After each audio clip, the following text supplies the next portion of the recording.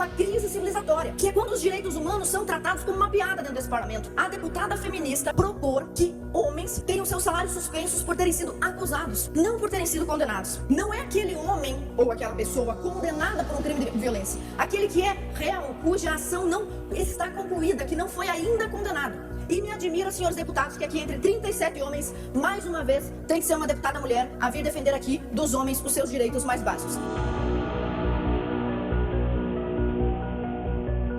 Senhores, eu fico feliz e triste ao mesmo tempo de saber que enquanto existirem deputadas feministas nesse plenário, deputada Ana não perde uma eleição.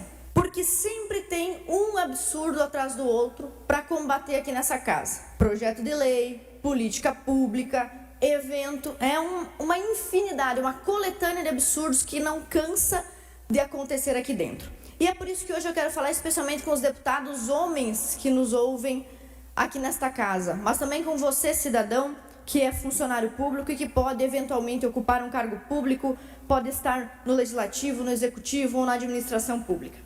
Esta semana agora, aportaram na CCJ, na Comissão de Constituição e Justiça, 3 projetos absurdos, insanos, propostos por uma deputada feminista nessa casa. Trata-se do projeto 164, 165 e 166. Esse último falta só mais um 6 para ser o próprio número do capeta, né? Pois bem, o PL 164 propõe que seja vedada a nomeação de homens que sejam réus de crimes de violência. Ou seja, não é aquele homem ou aquela pessoa condenada por um crime de violência, aquele que é réu, cuja ação não está concluída, que não foi ainda condenado. Este projeto de autoria da deputada feminista aqui dessa casa veda a nomeação destas pessoas para cargos e funções de confiança na administração pública de Santa Catarina. Não sendo suficiente esse absurdo,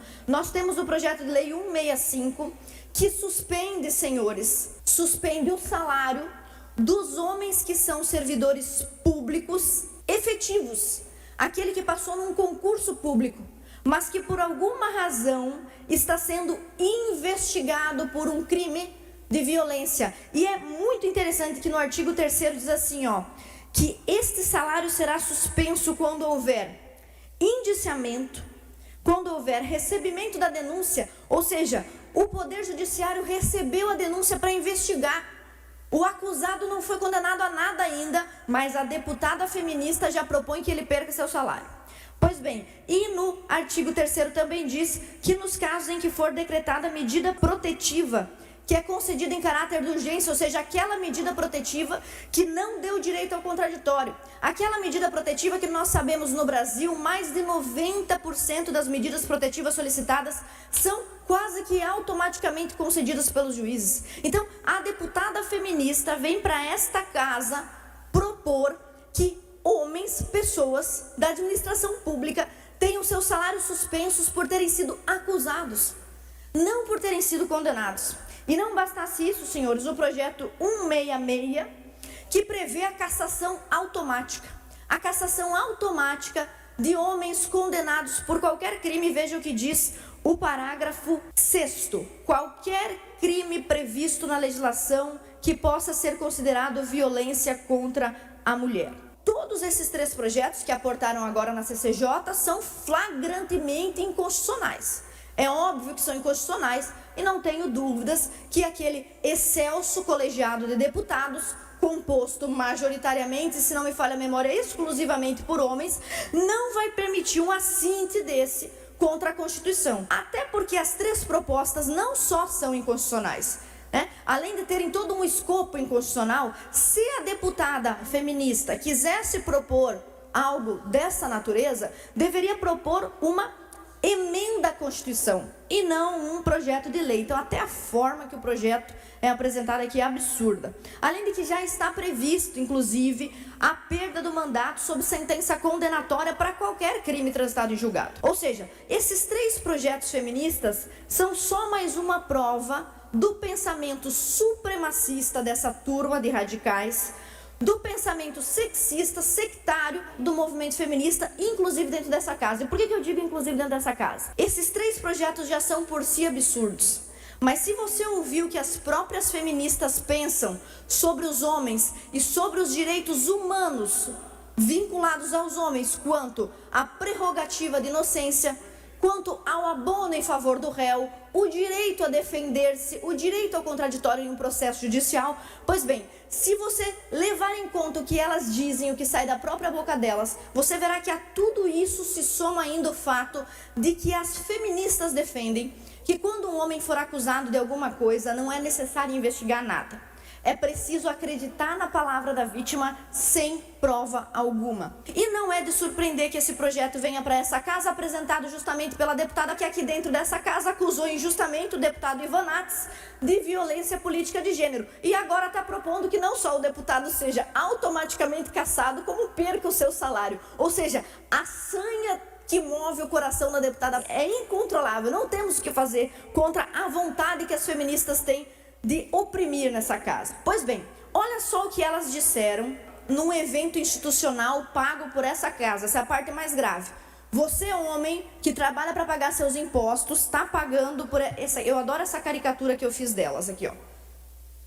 A caravana feminista que anda o estado todo de Santa Catarina falando mal de todo mundo que não é elas mesmas. Deveria se chamar bancada narcisista. Pois bem, nesta caravana feminista promovida pela Assembleia Legislativa, uma vereadora de esquerda deu a seguinte declaração diante das deputadas feministas dessa casa em um evento pago por essa casa sobre a punibilidade dos homens. Teve um caso de uma vereadora que se sentiu vítima de violência política e entrou com processo na comissão de ética. O que aconteceu na sequência? Lá na Assembleia, a deputada Ana Campanholo saiu em defesa do vereador que produziu a violência política. Aquela mulher declarou ser vítima de violência política. Isso a gente precisa considerar porque é como ela sentiu, como ela considerou aquilo uma agressão para ela. E não é o agressor que vai determinar a violência. É a vítima que determina. É o que ela sentiu para declarar-se vítima. E não cabe a nós julgamento. Vamos julgar o quê? Uma mulher se sentiu vítima de violência política. A gente precisa reconhecer essa manifestação dela. Talvez seja um elemento pra gente considerar como é importante. Como violência sexual contra a mulher. O agressor pode falar o que ele quiser. Ela foi estuprada, ela é a vítima. Então, na violência política, se ocorrer a violência e a mulher reconhecer a violência política, é a narrativa dela,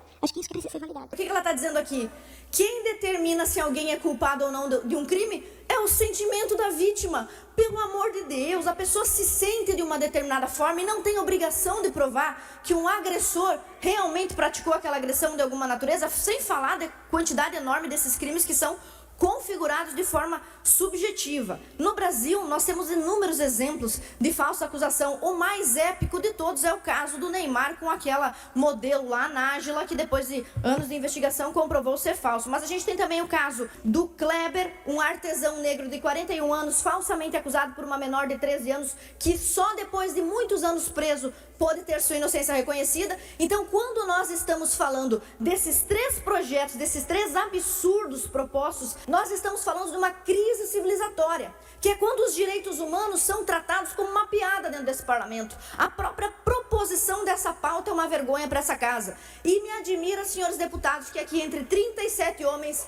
mais uma vez, tem que ser uma deputada mulher, deputada Ana, a vir defender aqui dos homens os seus direitos mais básicos. Deputado Ivan, o senhor queria uma parte? Deputada Ana, registro aqui a minha alegria de ver uma deputada com tanta combatividade e com tanta força na hora que fala as suas razões.